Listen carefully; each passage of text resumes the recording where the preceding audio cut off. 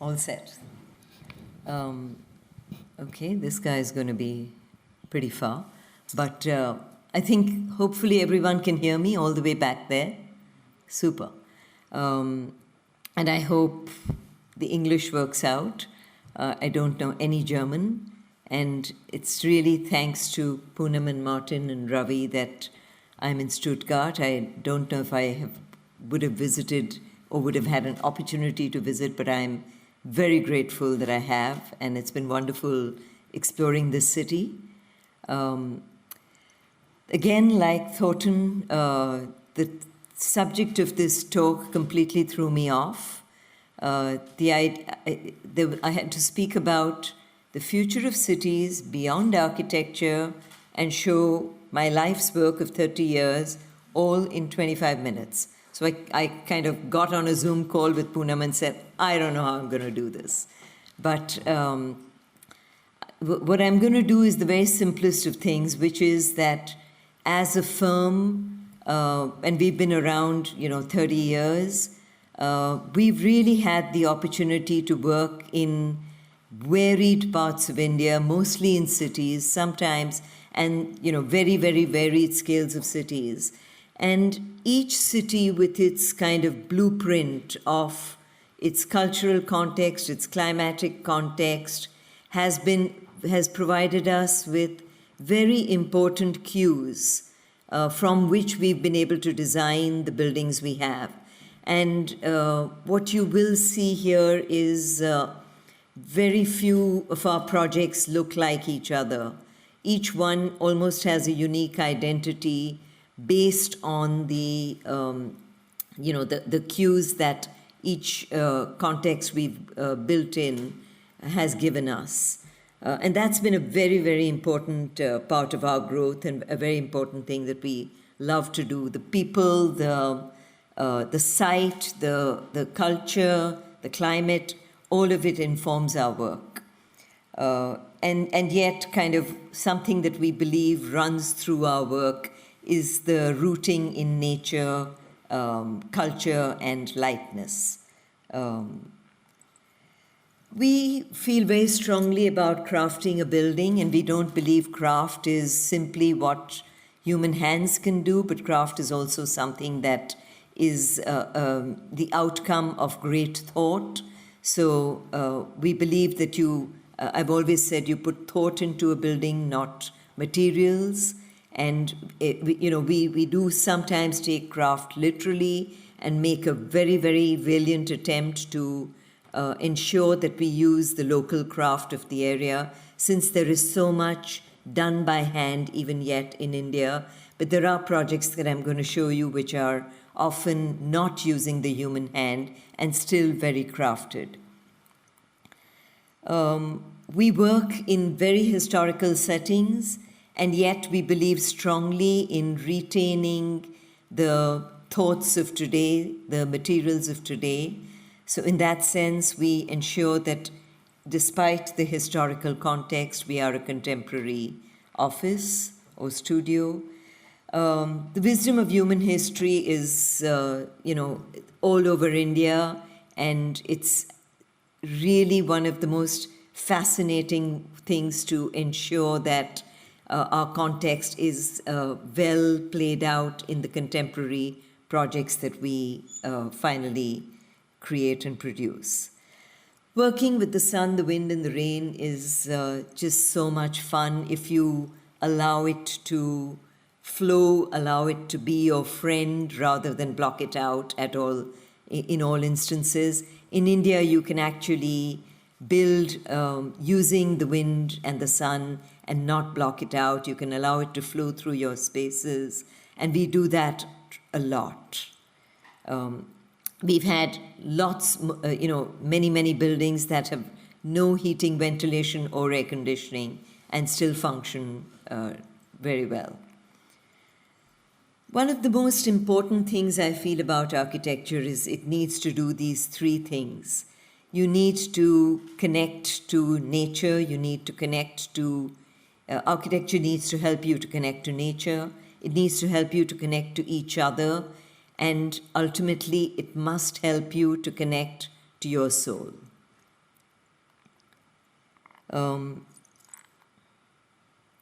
That's just one kind of image of our office.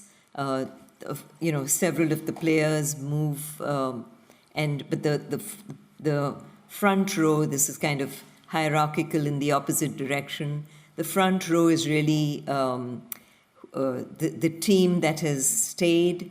We are 4 women, and the other 3, 2 of them run the architectural projects, and one, Roshni, who's seated to my right, runs the interior design. So we do the interiors for the architecture that we build.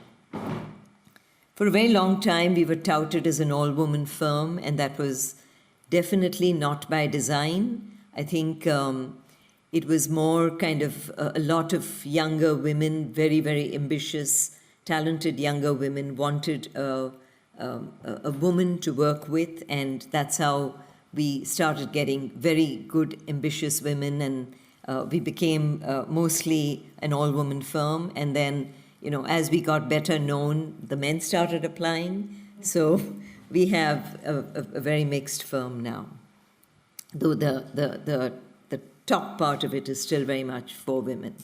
And, as my biodata says, I have very strong views on feminism and espouse them widely and boldly. So, I am known for that as well. This map kind of gives you an idea of, this is only kind of our landmark projects, kind of gives you an idea of, this wonderful opportunity that we have had to build literally across the country. And some of the work I'll be showing you shows you that diversity. I'm starting with a very old project, but it was very, very relevant for me because it was amongst my first projects. And, this is just showing you that this was in Mumbai. And this project was really in a very crowded part of Mumbai. The next slide kind of shows you it's a very small 12-meter wide site.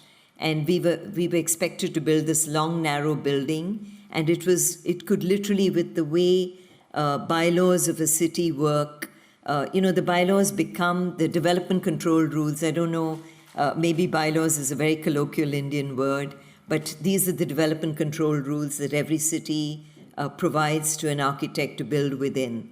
And they really form the blueprint of what's going to be built in that city. And Mumbai, unfortunately, has some of the most kind of tortuous, difficult bylaws. They put you into a box, and what Mumbai has across the city is terrible modernist blocks because the bylaws really force you in a way to do that. So every time we've built in one of the Indian cities, particularly Mumbai, we really try to find a way to work with those development control rules and yet break them very gently to ensure that the climate is respected, that the context is respected.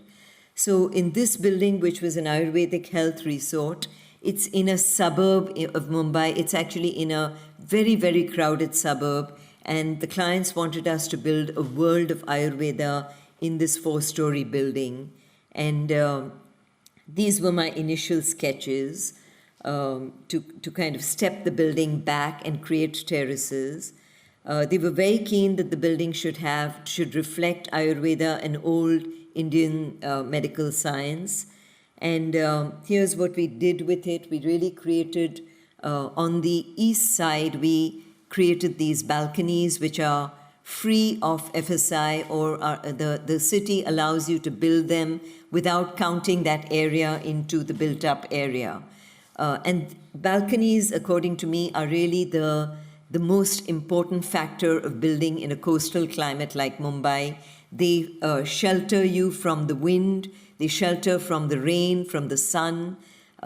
Is balconies is an easy word for everyone to understand? It's kind of the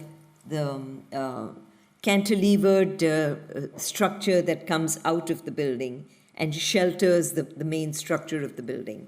And these are the balconies, as you can see. And in this little building, at a time, there were always about 400 people. These Ayurvedic doctors were extremely popular. So what we tried to do was really allow the balconies to become the waiting spaces. So you can see here how we've created these cementitious seats, which become the waiting spaces. Now, if all the wood in this building was actually old wood recycled from old houses in Gujarat. So nothing here is new wood at all. Given that you can only build a box, we were really, how do we kind of break out of that box? And we created these variety of different kinds of windows, different kinds of balconies that allow you to breathe, and everything was structured so that the winds flow from the east to the west. No air conditioning at all in this building.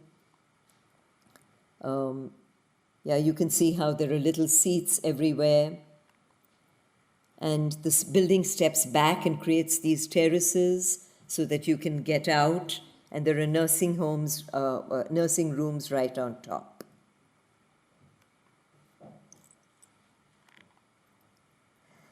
The next building is, the next project is in a small town in Karur in the south of India. It's a small little textile town where home textiles are brought into factories. They are, they're checked, they're labeled, etc. And then they go out to huge retail stores all over the world. So it's a very cottage industry that comes to factories and then goes out to like Pier 1 Imports or Crate and Barrel. All the products go there. So this little town of Karur, where, actually the next slide does a better job.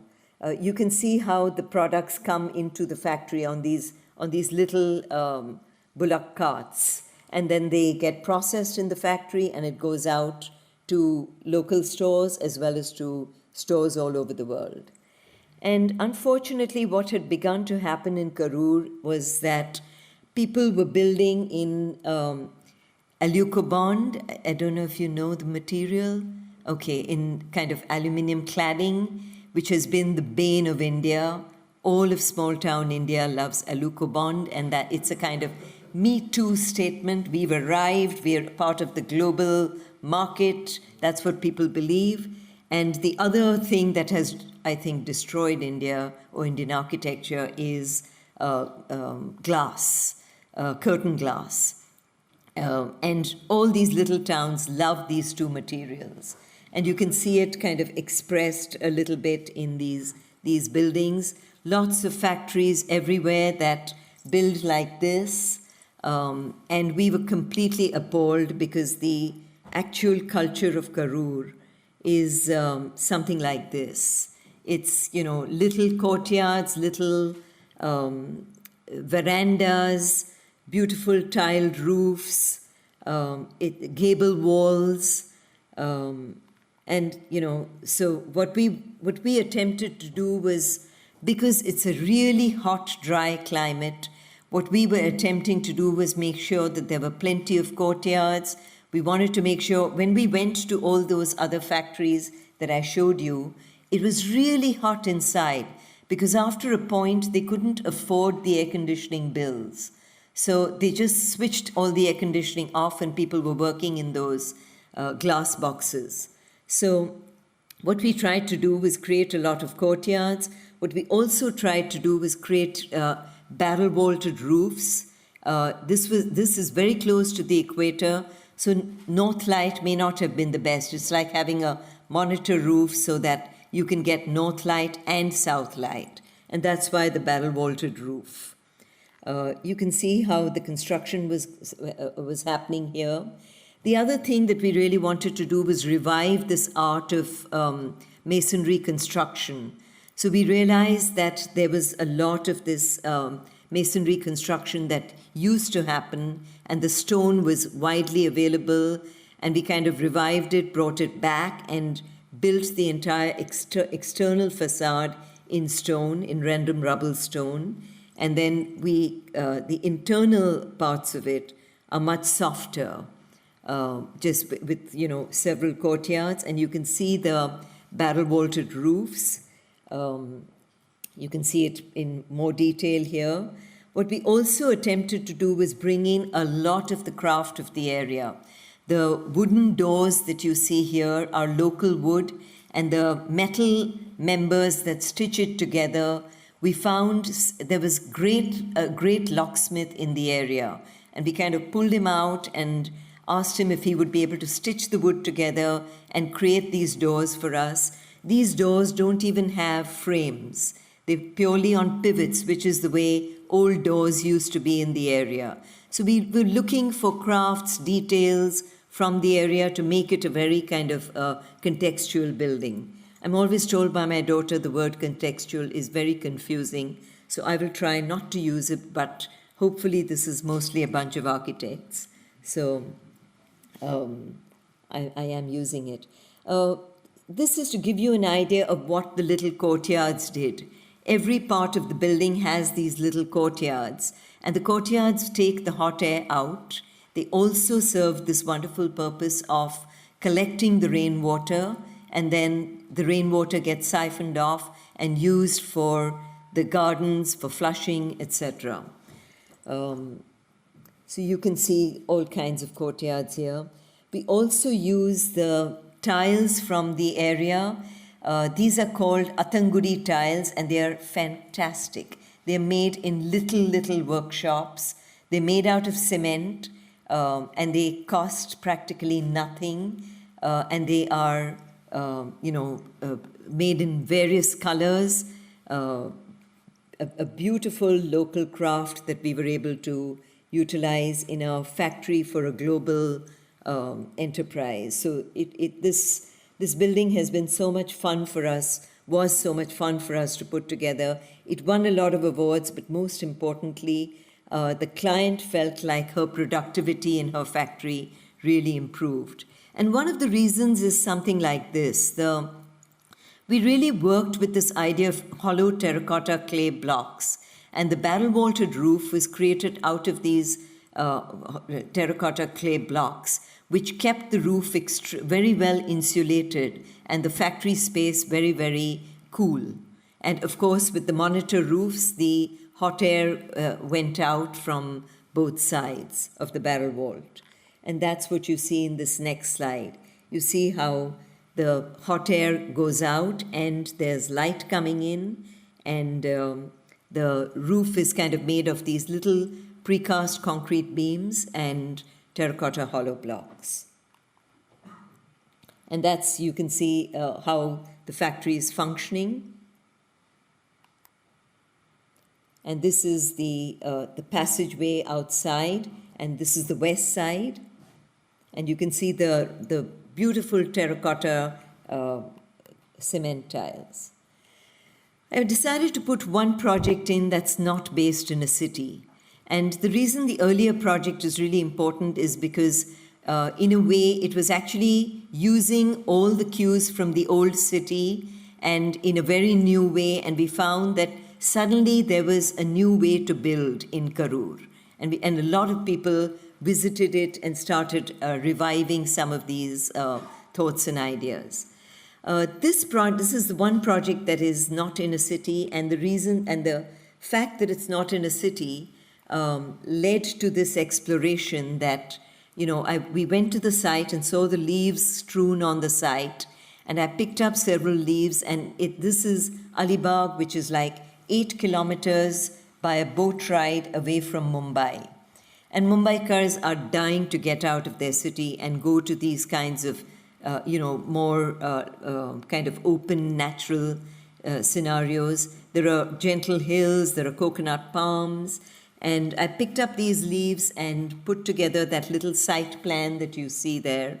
It was literally my first site plan on the boat. I kind of arranged the leaves, my client was with me, and I said, what happens if we try and do a house that is a series of pods?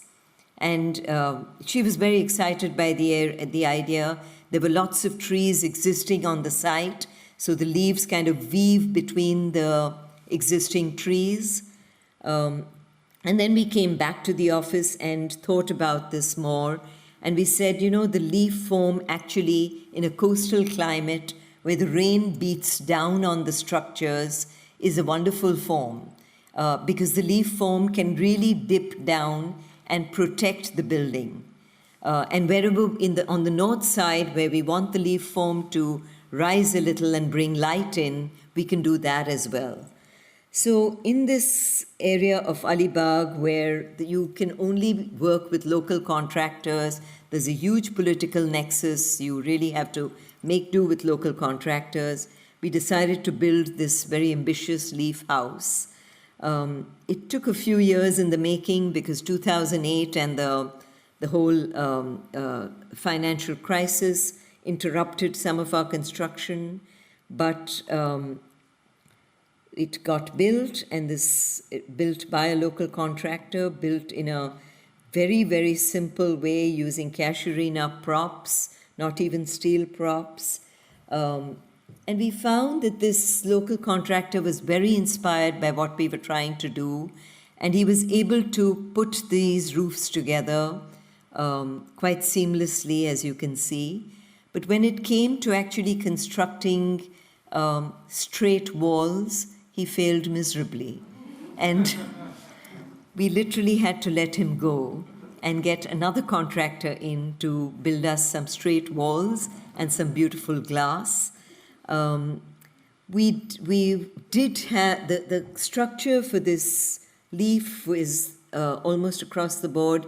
We have these steel columns with concrete embedded in them.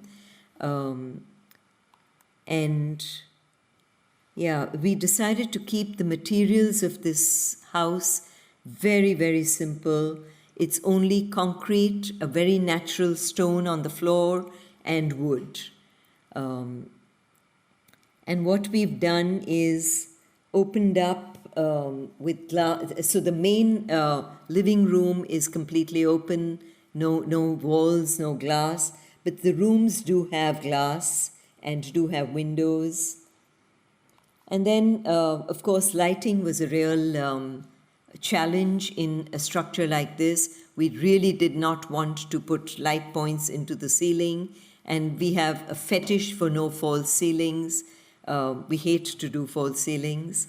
So we put our lighting into the floor mostly, and sometimes onto the wall, but mostly on the floor.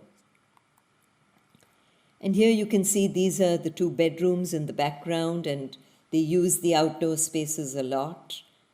The wood is simply oiled regularly. Yeah. So that was my leaf house, which was not in a city. The next project won us the World Architecture Festival Award, and really a dream project. It's in Bangalore. Many people may know of Bangalore as the city of software, the kind of global hub for back of the house offices. And in this city of Bangalore, we had a little site, a small little site. And this is the client. The client was a film production house called Nirvana Films. They made these fabulous ad films. They made something called the Incredible India campaign. They had created something called Vodafone Zuzus. They're a very out-of-the-box film production company. And when you get a creative client like that, you know you're going to have a lot of fun. So despite the fact that we had a small little site in the middle of a very, very dense area of Bangalore, we had these two good client and two beautiful trees. So what we decided to do was, how do we, in a very dense situation, create a building that is still out of the box? Because the building can only be a box, the way that you can build. Every square inch of usable area has to be built, used, because this is very, very valuable land. And one of in our discussions with the clients, one of the things the clients had said to me was, I can get a great idea anywhere. I can get a great idea walking up a staircase, I can get a great idea on an aircraft. I need this building to inspire me to get great ideas. And what we decided to do was we love courtyards because we believe in that a courtyard is where light can be brought in, wind can be brought in, communication happens through a courtyard. All of India uses courtyards. How do we do a courtyard in a building that's so tight? So here our staircase became the courtyard. And you can see how all the levels, all the floor plates kind of rotate around the staircase. And that is the building, but we did many things in order to make this building what it is. We overturned several things, which is the walls became glass and the windows became solid. And the windows are louvers which open up at different degrees to allow the winds to come through. So you can see here the staircase in the middle. You can see the louvers that open up. The louvers are made out of something that you all may know of as Korean or acrylic polymer. It was the first time that this material was being used as an outdoor material. And on the inside is the staircase with the main structural element, which is a sheer wall. And then all around it are these, you can see the conference room, an outdoor conference room. There are workspaces all around, and there are these little seats overlooking the staircase where people sit, and sometimes people sit on the staircase and sometimes on those little seats, and they actually have meetings like that. The building is fully naturally ventilated and naturally lit, uses no energy at all throughout the day. And here you can see the outside and how the louvers function. This is a little detail showing you the way the louvers were. We created these facets on the louvers, so when the sun hits it, you can see it. And then this one rod kind of is connected to all the louvers and opens it up in different degrees. And, in India, you can innovate with all of this because you can get local craftspeople who will understand and who will make the little hardware to make all this open and close. You can see how it opens and closes.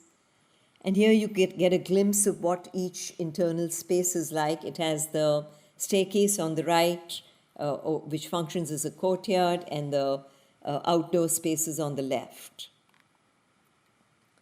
And the silver columns that you see are the only structure other than the sheer wall in the center. And this is what we did when, actually this slide shows you, there was a neighbor in the north side who was very close, just 1.5 meters away. And yet we wanted that north light and the north ventilation. So we created this screen, which is made out of wood and acrylic, and the whole screen, 16 feet high, opens up, and you can see the detail for it. It's wood and acrylic kind of connected together, and the whole thing opens up and allows light and ventilation, and still allows privacy. You can see it again here, and you can see how the staircase works. Just a view from the staircase. The reason that this building was important to us is because we wanted to show that, in a city that puts all kinds of restrictions on you, how can you still build in a way that is meaningful, that allows because people have a lot of excuses for why they build boxes and glass boxes at that. This was a way for us to show that you can actually build in a tight urban context and still have communication, natural light, natural ventilation. And one of the most wonderful things was the fact that I hope this works. This is a video. Yes, thank you. We mostly sleep or take a break. We eat a lot or try to walk the dogs. But you just can't blame us. Our office is such. We're here to work and sometimes we do. We play FIFA or race a car. But you just can't blame us. Our office is such. Our days start at 12 and nights never end. With the wind so soothing and the place so pleasing. You just can't blame us. Our office is such. We are Nirvana Films and we love our new office. Pure production bliss, now in a new outfit.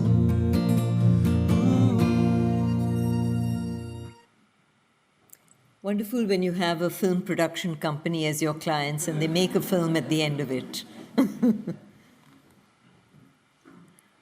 Just one more such, urban intervention that we feel was very important, and that's why I've shown it here. It's called, it's a set of apartments in a, again, very, very tight urban context.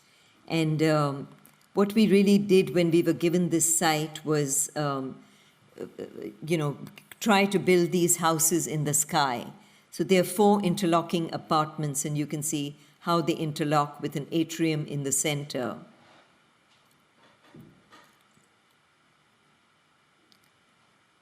And here again, the bylaws, the development control rules are so stringent that it was like building a Rubik's Cube. They tell you cannot have more than 50% of your facade, cannot have overhangs.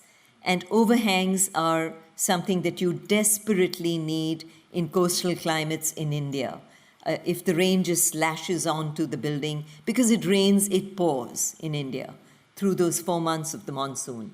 And if you have all the development control rules attempt to make, they try to make sure that you don't build further than what you're allowed. So they worry that if you build overhangs, you may go and move your windows to the edge of the overhang.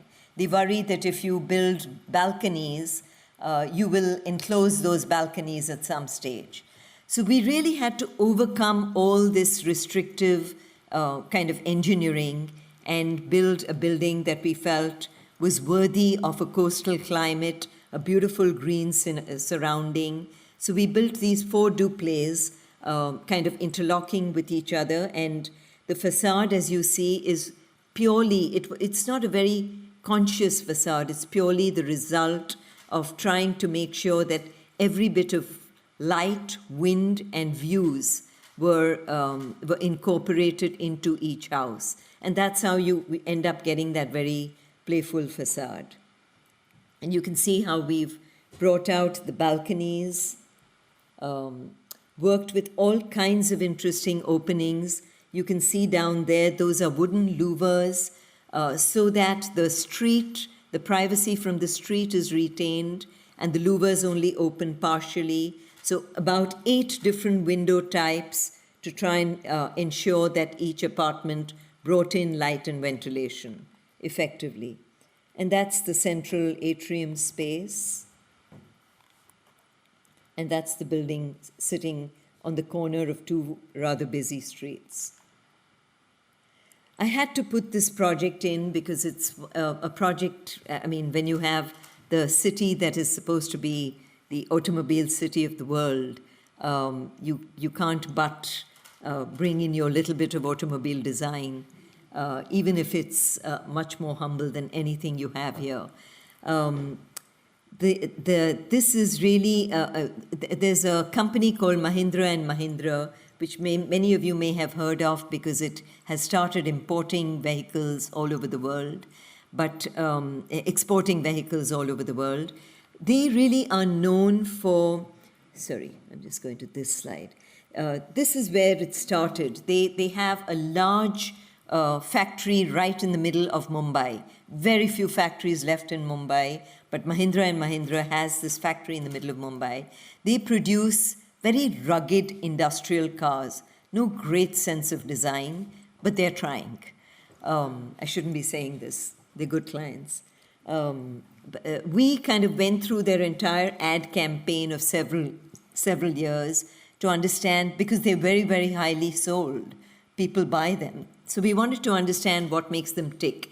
And people love their rugged industrial feel. And so we decided, when we were given this site, which is, as you see on the left, those sheds, which are part of the entire industrial complex, we were actually given the opportunity to break it and build anew. And we said, no, this is really a part of the history of this city, these sheds and this industrial complex. And we decided to build with those sheds.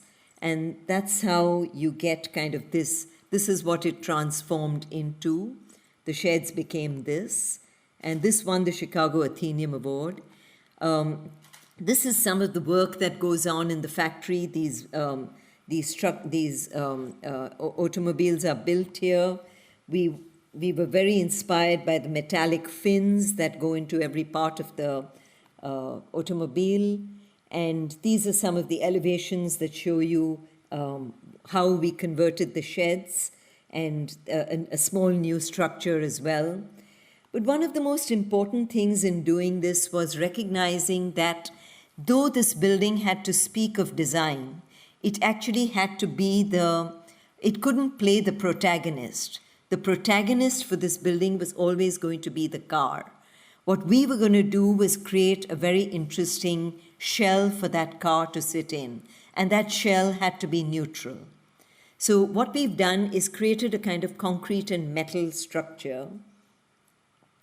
And here you can see what we've done on the inside. We've used cotton steel on the one wall with the staircase going up, and just brought in light from the roof only on the staircase.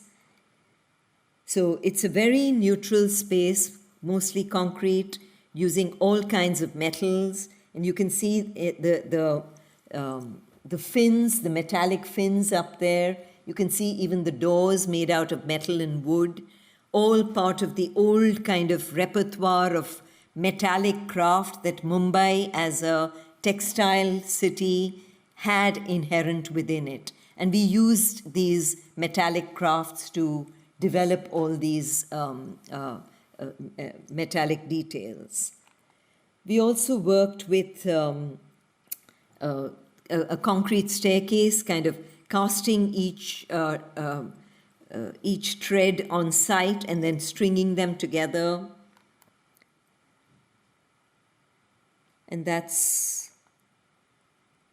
kind of just shows you, even though we work with machinery, how kind of, how home crafted it is. This gentleman was actually sitting on the metallic sheet, and we had to kind of really request him to get off it because we were going to use the metal in its final form, and that's the metal sheet that he was cutting and creating fins. And then this is the newer building that we also designed as part of the whole complex. This is a very important project for us. It's a hotel. We were asked to develop these hotels for religious tourism. And this city, which is called Tirupati, has the most the wealthiest temple in all of Asia.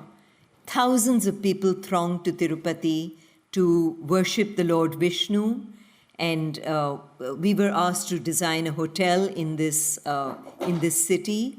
And the actual act of worshipping is a rather complex and difficult one, because not just thousands, but millions of people gather on a daily basis to worship this Lord. And you go through lines and lines where people wait up to 24 hours in line. And then you go through all kinds of cages, and then you're brought into the temple, and you get a 2-second view of the Lord. And people really believe in the, in the power of this deity, and that's why it is such a well-venerated and important site. What we decided to do was, if we're going to design a hotel in this city where the task of getting to the Lord is as complex as this, what we wanted to do was create an oasis of divinity and calm, so that at least when you come back to your hotel, you have this feeling of divinity, of peace. And we also wanted to represent the worship of Lord Vishnu with this hotel. And so really this is Vishnu, the Lord Vishnu was meant to have come down on earth in 10 different incarnations or avatars. And that's called the Dash Avatar. And this hotel is called the Das Avatar Hotel. It sits kind of at the base of the hill, and you get a rough idea of what the requirements were. What we decided to do was work with the idea of the Hindu temple, which is a very orthogonal, introverted structure. You can see here the Tirupati temple itself and how it has a circumambulatory path on the outside, and then the center has the temple. And you can see parallel to it what we have attempted to create. And that's the plan, with the kind of lotus pond right in the center, which is typical. A lot of Hindu temples have a large pond and a mandapa, a pavilion in the center. And that's what we've done with the hotel. It has this large pavilion called the Lotus Cafe right in the center, and you walk all around, and the residential rooms are at the back. And here again, one of the most important things for us to keep, that despite being a hotel, can we make as much of it open and not air-conditioned, so people can actually walk around without air conditioning. People can actually experience the hills in the background, the Tirupati hills in the background. And then we worked a lot with craft as well. This is just more images of the project and the lighting.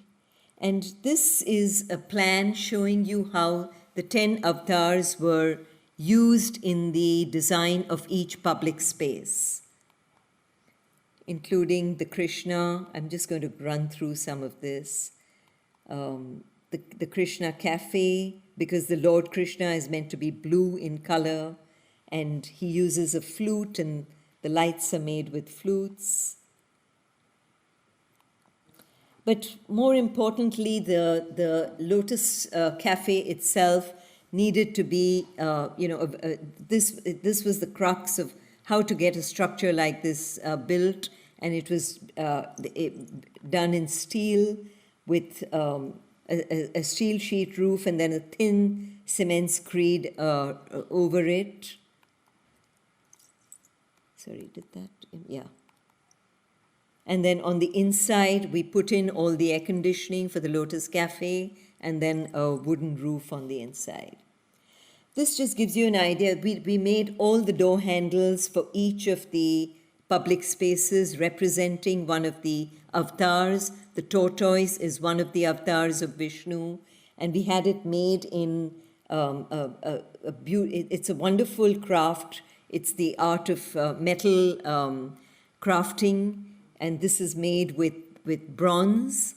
It's actually made in tribal areas, so we actually got these made in the tribal parts of that state. And you can see how each of these represents one of the avatars.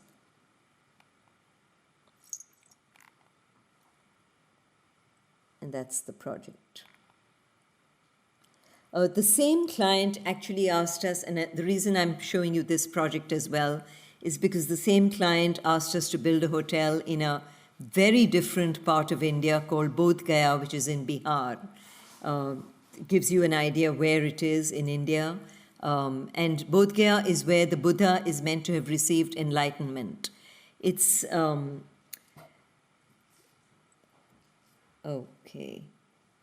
okay, sorry, some slides are missing, and I would have shown you more of Bodh Gaya. This hotel really attempted to show how buildings happen in that area. And what we found is that there's a lot of brick construction in that area. There are big stupas that were built out of brick, local brick. Brick making is a very big enterprise there. The other big enterprise is clay tiles. All roofs are made out of small, half-round clay tiles. And we decided that we really wanted to use the bricks and the clay tiles to build this building. We also really wanted it to represent kind of the simplicity of the religion, and therefore, and the Buddhist religion is very different, and it's practiced very differently in Bodh Gaya. Bodh Gaya as a city, as a town rather, is very serene and very gentle. So the building that we've built is very serene, very gentle, exemplifies several religious tenets, and uses the craft of the area. Again, a large courtyard with clay tile roofs. And here you see how these clay tiles get built. They're actually made on a potter's wheel. They're made as cylinders, and then they are broken into halves, and that's how the clay tile is made. It was a real uphill battle for us to make sure that a hotel of this scale used these clay tiles for their roof. But we felt very strongly about it, and there was a project manager there, and I really had to I had to show him, that this would help the 24 villages. If we gave an order of this scale, it would really help 24 villages, and you've got to do it. So he went out, and it took a lot for him to pursue these 24 villages, because actually these are farmers that in the non-season time, when their crop is not being harvested, they do this as a temporary thing. So he had to get after them and get them to make that quantum. These are normally used on huts and little houses, and to use it, it's the first time that they've used it for a project of this scale. And here you can see the number of clay tiles that kept coming in, got loaded on and put onto this roof. So the way this worked really was, this project is all over the place, so I'm going to go back to this plan, which shows you the public area, and since our pointer is not working, you kind of come in from the top. There's a large courtyard with verandas on all sides and public spaces on all sides of it, and then you cross over these water bodies and go to the residential areas. The public areas all had vaulted roofs, and we were very keen to use brick entirely for the construction of this building, but the seismic laws did not allow us to use brick vaults, despite the fact that brick vaults have lasted in India forever. Sometimes the codes don't show don't allow for it, so we actually built stained concrete vaults instead. Sorry, I'm just going to go back. Yeah, so that's the courtyard, and then these are the verandas next to the courtyard, and those little windows are motifs that we've developed from the existing Buddhist architecture. The arches are from the existing Buddhist architecture, and using brickwork, corbelling the brickwork so that it actually uses the brick the way it's meant to be used. The depth of the arch really protects from the sun and the rain. The verandas protect from the sun and the rain. These are the water bodies. Here you can see the concrete, stained concrete arch, a vault, I'm sorry. And here you can see the courtyard again with the roof tiles. This is a little video just showing how the whole space feels.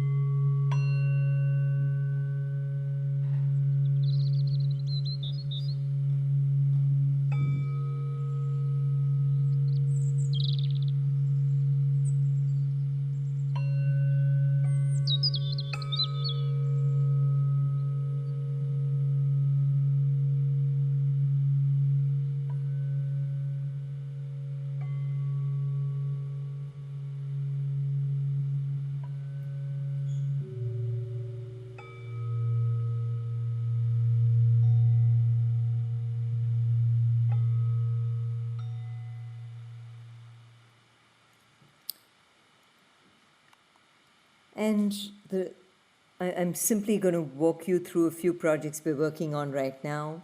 We're working on this museum for Jainism in the city of Mdhabad, a huge contribution to the city.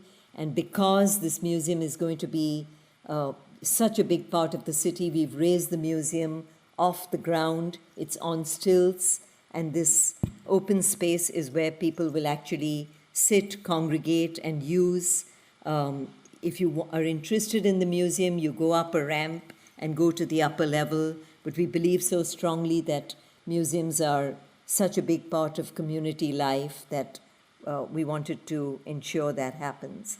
We just built this hospital in rural Alibag. It's a rural hospital. We're now working on, it's again a small town in southern Maharashtra, the sugarcane belt, and we're building an agricultural training center there, using again local materials, local stone. Building an office building which is right on the main street, and therefore we've kind of scooped it out so that this facade addresses the street. And finally, this really is a view from my office showing you the city of Mumbai. Sadly, that's what we have. Mumbai is really, there are some values that we consider very, very important: equality, plurality, and sustainability, all of which are somewhere being flouted in this beautiful city. As you can see here, there's just simple roofs down there. There's tall buildings up there. There's a lot of hope for this, for every city. But I think we have a lot of work to do before we can actually be able to influence the three values that I think are most important to imbibe in any city. Thank you very much.